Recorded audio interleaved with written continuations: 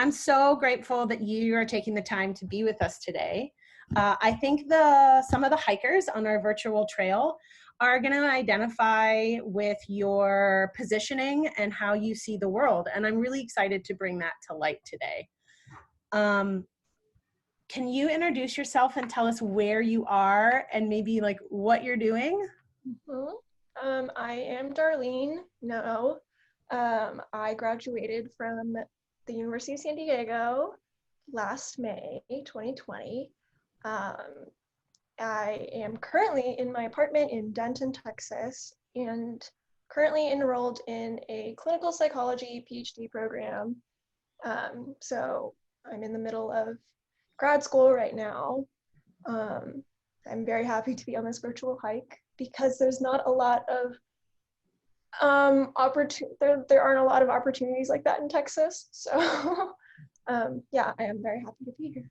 You've been a huge advocate. You've been a lot more outspoken than most of your peers around mental health.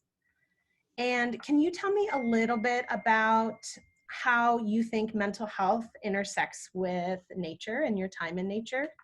In the context of my experience with nature, it's only been with OA, so I've really associated the outdoors and nature and hiking and camping as sort of a practice of accountability and self-advocacy, more so than I connected it with like the physical parts of like exercise. Some might call you an unlikely hiker, although I don't think that's a fair title to give anyone.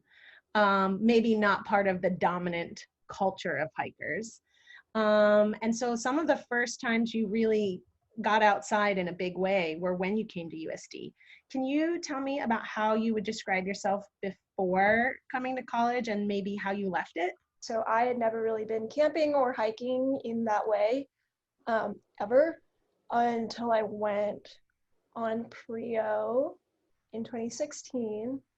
And that was my first experience really like pitching a tent and hiking and drinking water. And I wish that was a lie, but it's true.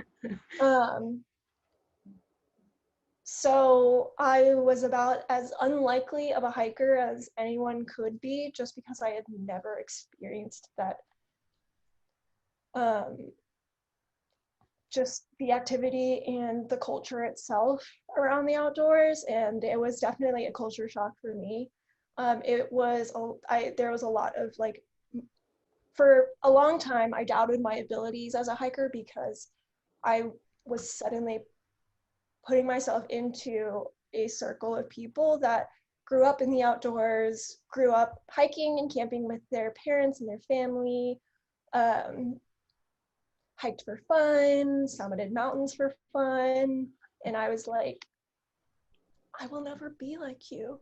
And because I'm just a less physical person, I truly will not be like them ever, because that's just not something that I ever, that's just not who I am. But the experience that I had in OA was not like diminished by my physical ability at all. In many cases, it was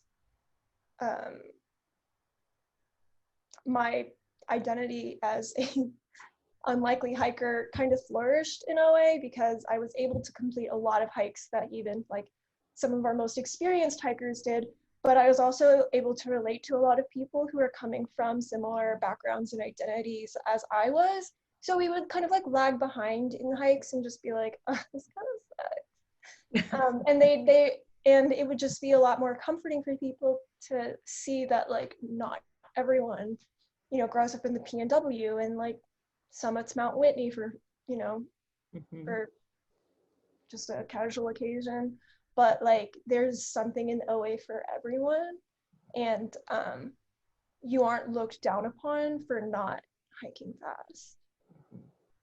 Darlene, do you have any advice for folks that are just starting to get outside? Yeah, you'll never remember the time you hiked too slow, but you'll always remember the time you hiked too fast. So go slow? Always go slow. Always go slow. Okay. Thanks for those words of wisdom, Darlene. I'm Problem. gonna